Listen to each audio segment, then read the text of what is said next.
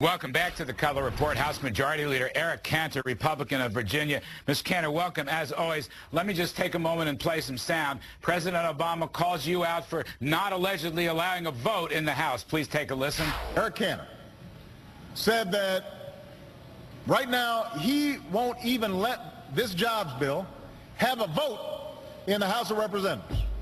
I mean, what's the problem? Do they not have the time? They just had a week off. I'd like Mr. Cantor to come down here to Dallas and explain what exactly in this jobs bill does he not believe in?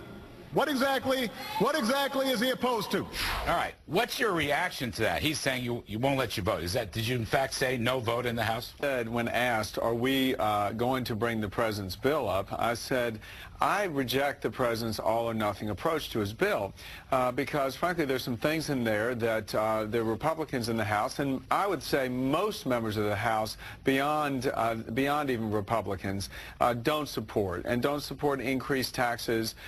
We certainly don't support another attempt at a stimulus program when we've got the situation that we do.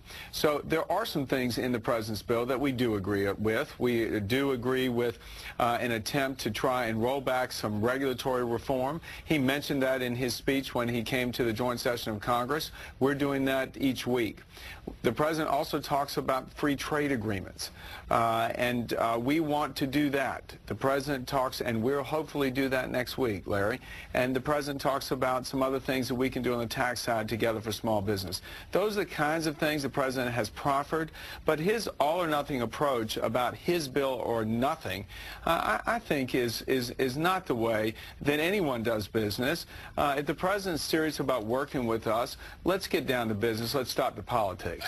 What do you make of the 5% millionaire surtax announced today by the Senate Democrats as a way of paying for a jobs bill that you don't think will pass the House anyway? So here we go again, Larry. You know, if you want economic growth, you don't start taxing capital.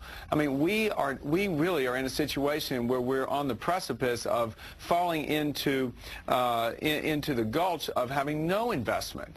The lack of confidence on the part of small businesses, entrepreneurs, and investors, small and large, is striking right now. And I think what we ought to be doing is getting back into the business of instilling confidence, which means getting Washington out of the game and making it so difficult. Is there any way for you to insert a pro-growth tax reform, or is it just too late for that? Because I'm going to ask you about the super committee also, the super committee, where you're talking growth. You've had a great record on growth. You've been proposing growth, lower taxes, regulations, lower spending. Where is it? Ben Bernanke says we're almost on a faltering recovery. So we're on the edge of recession. Where's the real incentive stimulus? Well, unfortunately, every time that we proffer a pro-growth agenda, and we attempted to do so throughout the first part of this year, the response from the president and his party is we cannot cut taxes because we've got to tax people who are successful. Mm-hmm. We saw it again today and yesterday, the president's insistence that somehow raising taxes on job creators is something we need to do right now. I don't think that makes a lot of sense.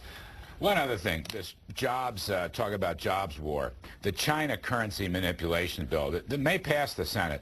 Again, we're on the edge of recession. The whole world is on the edge of a contagion from Europe. Is this a good time to threaten the Chinese trade war? What's the outlook in the House for this Chinese currency bill? I know the Speaker and I both have been very outspoken and concerned about the unintended consequences of passage of that Schumer Senate bill.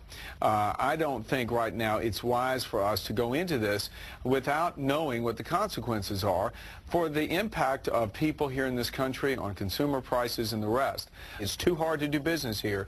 Let's lower taxes for businesses and individuals, simplify the code, let's put some sensible regulatory policies in place. And you know what, we ought to be and at some point chasing a strong dollar policy on the monetary. So you're saying, in effect, jobs bill going to have to be rewritten, and the China currency bill is not going to pass. Do I have that right? I think that you will see in the House that the bill that's passing in the Senate on the China issue, there are a lot of folks who are opposed to that in the House, and I think there's a much better way to go. I think that we will continue to be for lower simplified tax code, broadening the base so we can be competitive again in this country. And you know, every week we are in the House bringing up regulatory reform to repeal some of the overreach of the Obama administration. Those are the hot topics today. Anyway, House Majority Leader Eric Cantor, welcome back to the Kudlow Report. We appreciate you very much. See you soon.